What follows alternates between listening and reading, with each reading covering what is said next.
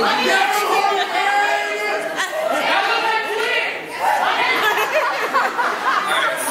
last year I had an issue with cursing, so I decided not to memorize my poem this year so I wouldn't curse when I got nervous. So, I'm Stieber, I'm one of the coaches of the team Englewood. And I wrote this poem for my dad, who's in the audience, and he doesn't know I wrote it. It's entitled Vietnam.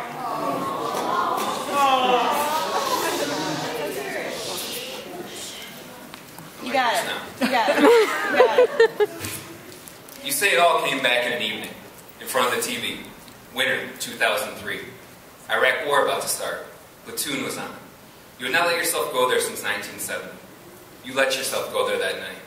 You could see it, hear it, smell it. 9/11 might have triggered it. The invasion of Iraq rekindled it. But Hollywood, Platoon brought it back. Knew growing up you were in Vietnam. Wasn't really sure what that meant. Knew you were in war but never discussed. Couldn't play guns, cops and robbers, G.I. Joe. Knew that was the rule. Told some friends you were in war. Another dad had been too. He didn't talk about it. Heard he had changed when he got back. Didn't know if you had. Other friends asked about the guns you used, people you killed, like in the movies. Never did ask. Still don't want to. So in 2003 you started talking about it. Little by little. I was 22, felt like 5, learning about you for the first time. Stories always pretty general, nothing too specific, keeping Vietnam at a distance. You had graduated college, got drafted. Never thought you'd be infantry. Stories of basic training. You talked with the clergyman in the army. You said killing didn't seem Christian. Clergy said, country first. You were trained to kill. Targets that look like targets, targets that moved, targets that look like humans, humans that look like targets, humans that moved, humans. Stories of Agent Orange, fragging of superiors, R&R in Australia, Christmas announced you could come home quicker. Slurs for the enemy. How soldiers used women. Coping mechanisms to keep sanity. Before you started researching, reading, questioning, a friend, former soldier, told you not to go down that path. Let it be.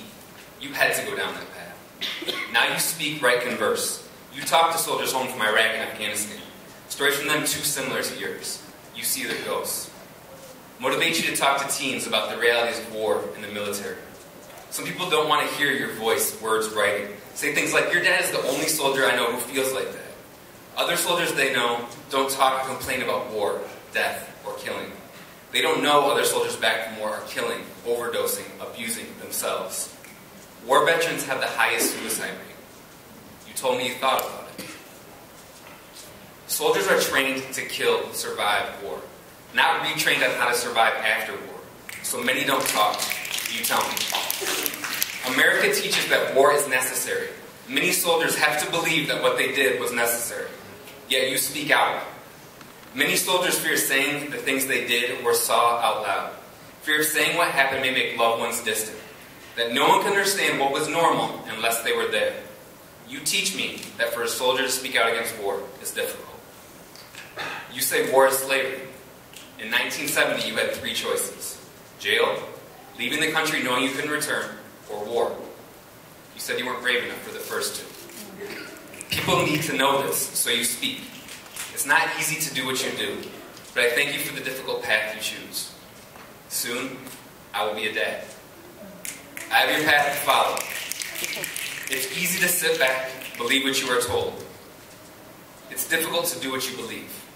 At 22, I started becoming a man because you started teaching me what that means. Yeah. Thank you.